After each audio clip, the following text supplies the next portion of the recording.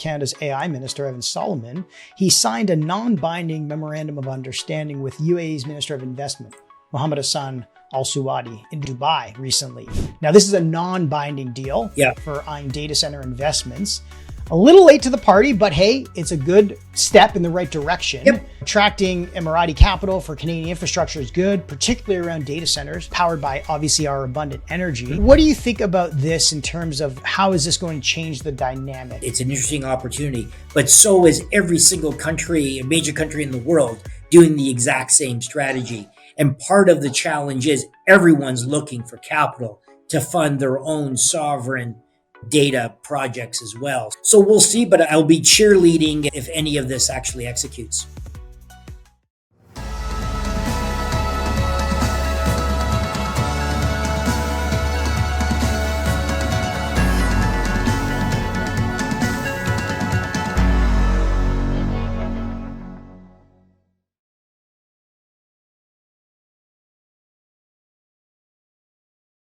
Hey everyone, before we dive into today's Tank Talk, a quick word from our sponsor, Fasken. If you're an early stage founder navigating the legal side of startups, chances are you'll need someone like Will Shaw in your corner. Will is a partner at Fasken, and he is here to help us break down some of the common startup legal questions we get all the time. Will, thanks for joining us in the Tank today. Thanks for having me, Matt. You know, Will, a lot of early stage founders that we deal with at Ripple, and obviously you deal with on a daily basis, are debating so many different things when it comes to working with investors and partners. The first thing we always ask is, should I raise a safe note or go after a priced round? So first off, what's your perspective on this, and what are the key differences a lot of founders should know about the two? Yeah, safes are definitely faster, but they kick the conversation down the road on a few important things. Like, for example, a safe will defer setting a valuation, which makes things simple up front, but it can lead to unexpected dilution down the road if you're not managing your cap table. A price round is setting the valuation now, so everybody knows what they're going to own in the company, but it's also giving away a little bit more in the sense of rights. So a founder really needs to watch how much their dilution they're taking on, and also think about what rights they're giving away and what the timing is for crystallizing all of those things. Right. And there's a lot of these in-between things that people also try to jam into safe notes because they are a little bit faster, but they want a little bit more protection, which we call side letters. So we hear about them a lot, Will, especially in more competitive rounds. You know, what are some of the factors that founders should think about and look out for when an investor asks for a side letter? Side letters can be useful, especially when the safe is a standard form. And exactly to your point, Matt, you're trying to get other rights in there. So they can give specific rights to special investors, like pro rata rights or extra information or board observer seats that aren't in the main deal. But founders should make sure they're not creating long-term risks or burden or giving one investor an unfair advantage that might scare off future investors. Yeah, I know. We definitely obviously like having side letters as well, being an institutional investor where safe notes may be a faster path, but there are certain things that investors need to have in protection when they're not doing a price round. You know, we have worked together on many transactions with you and your team, Will. You guys have been fantastic partners of ours, but a lot of things that happen at the beginning of a company's journey kind of end up biting them in the butt on the other side when they either exit or sell the company.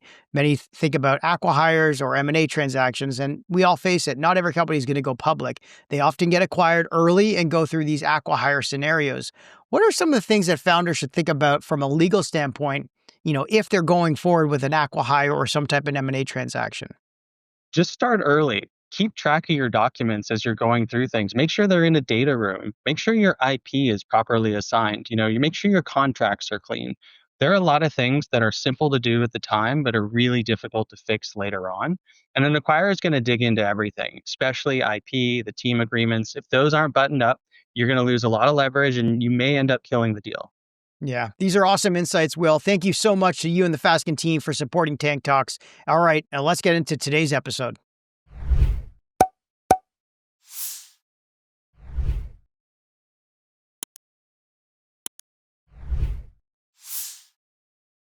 All right, John, welcome back to the Tank here. We got Blue Jays playoff buzz. Are you excited? I'm excited. I am pumped for it.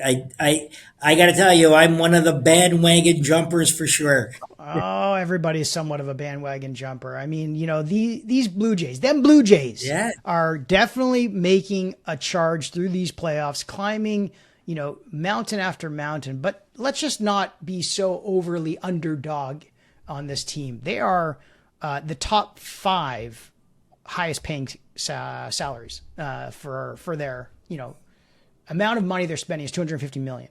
LA, I think, is like 320 million or something. So this is not like a Oakland A's, Moneyball team. Right. There are some big name stars on this. Yep. And it's interesting, there's an article about how, what does this mean for like dollars to the city and for Rogers and things like that. I think it's obviously an incredible thing because it's Canada's team. But I also wonder, like, the corporate side of this. Rogers owns the team, right? They own the TV rights, they own all the media things around it. And obviously because of those Rogers broadcast rights, it feels like this is Canada's team, right? Do you ever look at, as an investor, do you ever look at the numbers?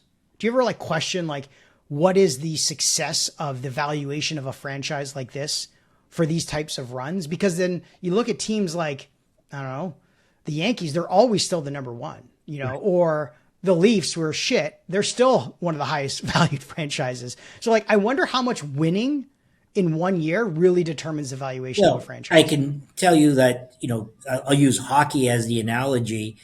It is, Edmonton Oilers, they made, and I'm going to be off on this for sure, but they made basically 100% of their profit for the entire year in the playoffs. Why is that? Because you're not paying your players anymore because they're on it's really a fixed cost salary. So you're making so much profitability, the concessions, etc.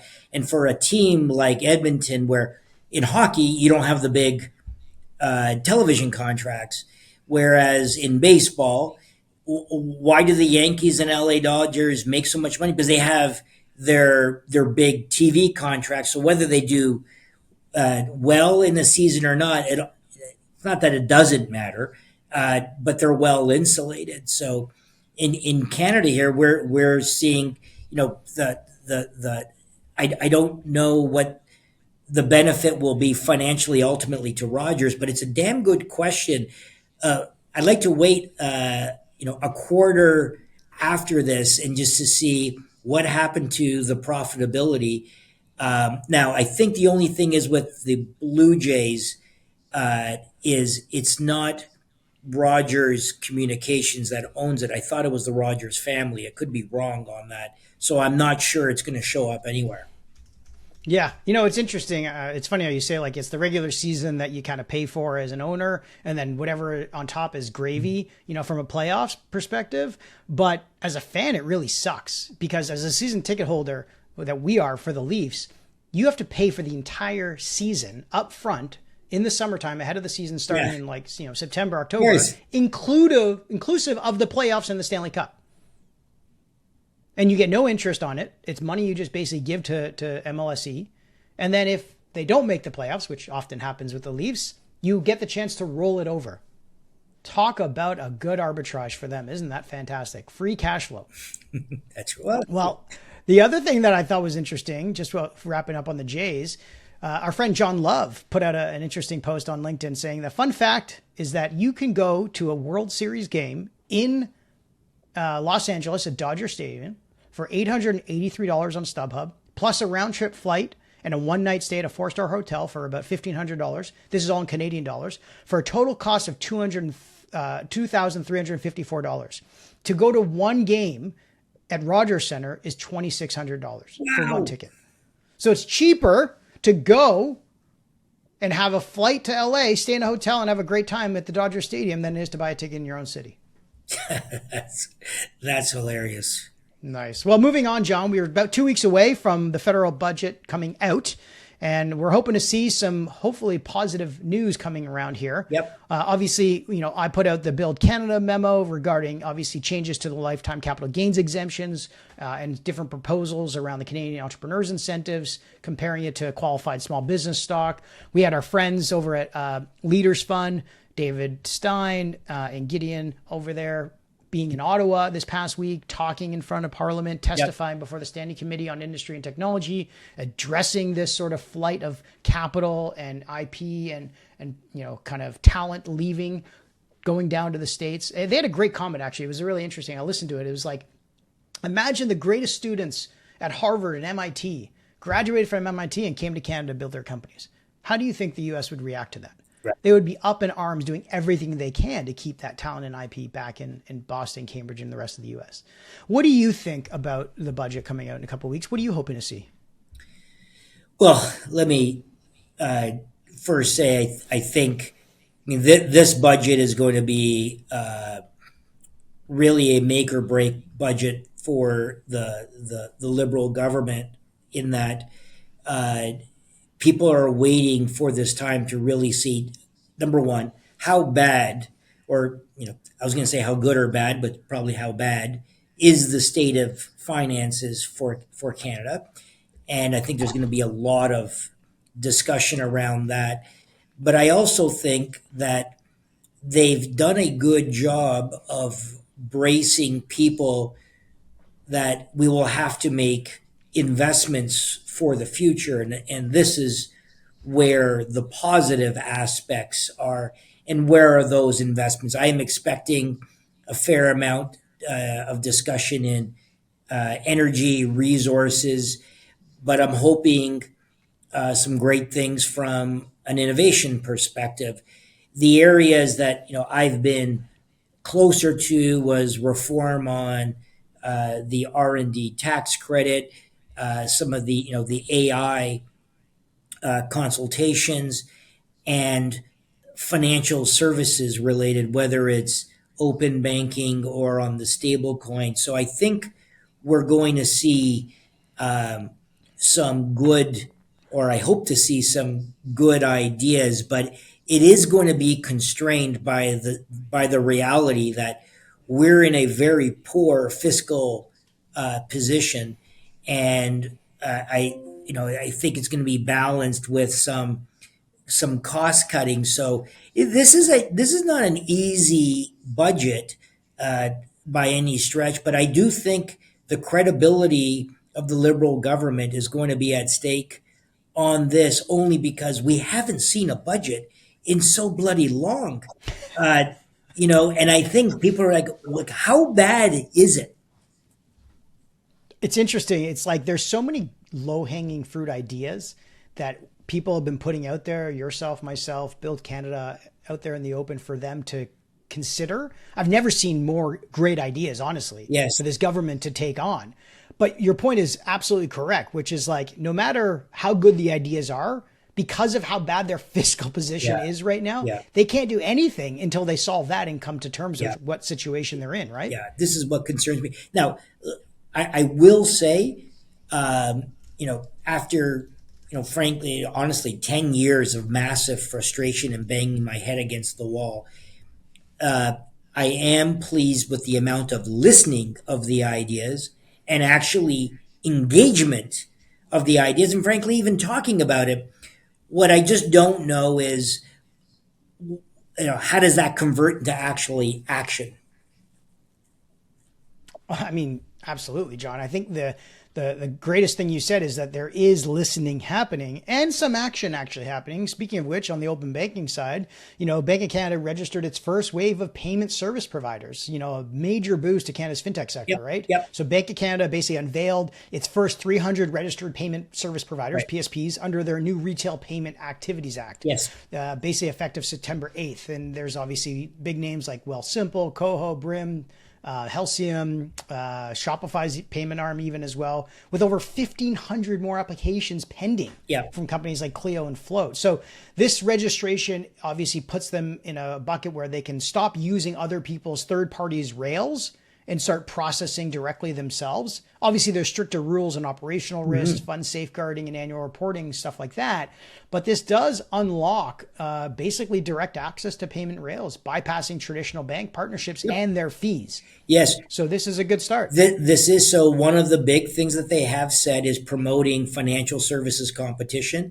I think it's very real. I've had direct discussions with finance on it. It's sincere, and I think that is an expectation that we're going to see finally after about 7 years of promises. I wonder what you think about in terms of how this reshapes the competition around Canada's banks and the oligopolies they have there.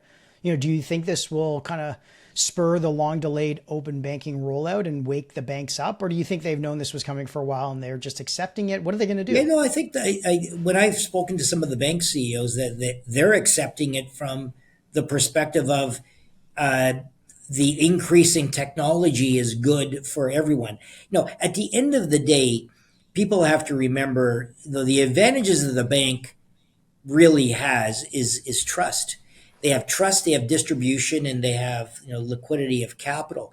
Those are three monstrous advantages that are very very difficult to compete against. So they're I don't think they need to be worried. And this is a global world, and we do have a great banking system, but it's fallen behind in many respects. And one example is on the crypto or digital asset file, we're one of the only major countries in the world without a regulatory framework for digital assets. So we've got to jump on. And again, the energy that I'm hearing has been quite positive, and I've been quite pleased. Yeah. Speaking of changes that are happening as well, the government with Canada's AI Minister, Evan Solomon, he signed a non-binding memorandum of understanding with UAE's Minister of Investment, Mohammed Hassan Al Suwadi, in Dubai recently. Now, this is a non-binding deal Yeah. for eyeing data center investments. A little late to the party, but hey, it's a good step in the right direction. Yep. Attracting Emirati capital for Canadian infrastructure is good, particularly around data centers, powered by obviously our abundant energy. What do you think about this in terms of how is this going to change the dynamic? What does this unlock, I guess, from a capital collection standpoint for Canadian entrepreneurs and builders? And why do we need this to get the ball rolling? Yeah, I mean, if it actually occurs, I would be very pleased. Not to sound negative, but there's been lots of agreements of this sort for a long time in a variety of other countries. Whether it's the free trade agreement with the EU that we signed back a decade ago, etc. But what was the significance for me here is Carney emphasizing our de-emphasis of trade and capital with the United States. And I think this is part of his desire to diversify. He's been doing that with the EU. We've got things that are going on in Asia, and we've got the Middle East. And so the problem is with these things, it does take a long time, and it just doesn't happen overnight. And as it relates to, say, data centers, using that as an example, I agree. It's an interesting opportunity, but so is every single country, a major country in the world, doing the exact same strategy. And part of the challenge is everyone's looking for capital to fund their own sovereign, data projects as well. So we'll see. But I'll be cheerleading if any of this actually executes. Yeah, look, I think you're right. You'd rather be in the tent than outside the tent for sure. But I think compared to what the US was able to deliver when they brought the entire delegation, of the heaviest hitters in, technology and AI to sign massive contracts like NVIDIA and stuff. Listen, we had Cohere sign a partnership with STC Group, the telecom company there. Inovia led a delegation to the region as well. There are obviously people that are making progress there. I just wonder if it's going to lead to more doors opening for more funding from sovereign wealth funds like ADQ and MGX. So we'll have to see. Speaking of Cohere, John, I was a little taken aback by the comments that CEO and co-founder Aidan Gomez said about he was at the Bloomberg Tech Conference talking about going public soon in quotation marks. Now, I wonder if this was taken out of context in terms of just off the cuff. It kind of tied towards their recent fundraising round they obviously did, and then trying to hit 200 million in revenue this year, but also doing a secondary sale for employees. So I'm just curious your thoughts on them either teasing the IPO market just with what's going on in the AI space, tying this with obviously the recent fundraise and a secondary round. How should we think about this?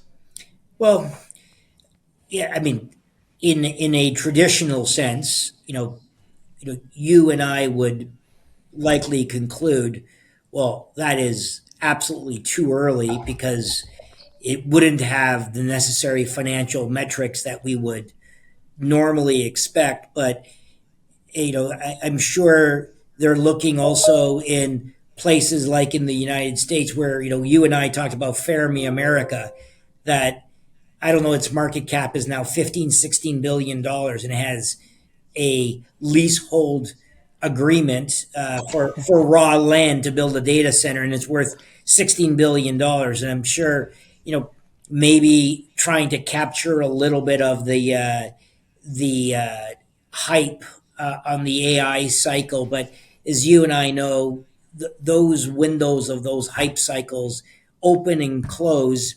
and maybe it happens, but it's also a reflection of the amount of capital that's being required to build some of these AI businesses.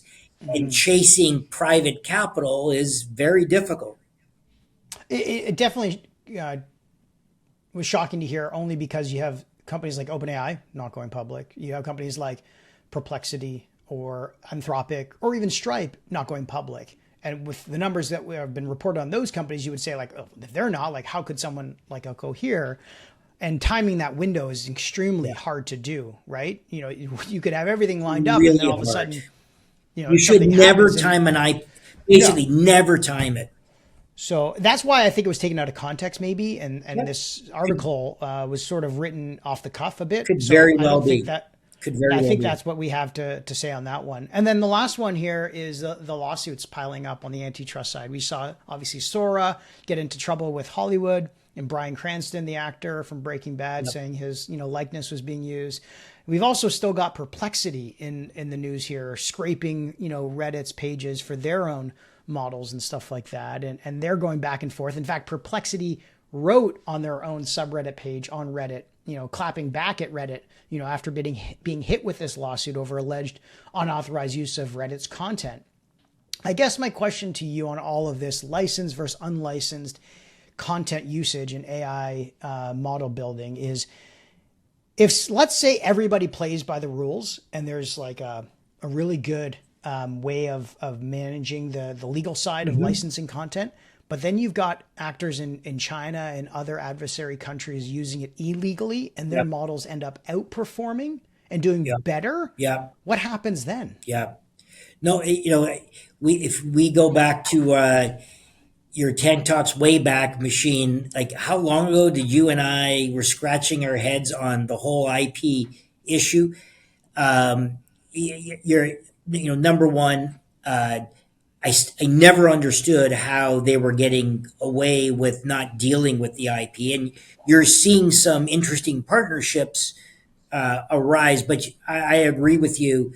If you're having countries who are not abiding by IP rights, I don't know if this is going to be part of the trade discussions. I'm sure it's on the agenda. I saw the IP infringement issues, particularly directed at China, is a huge issue, and leveling the playing field. So I'm not sure how it's going to be resolved, but yeah, an interesting issue.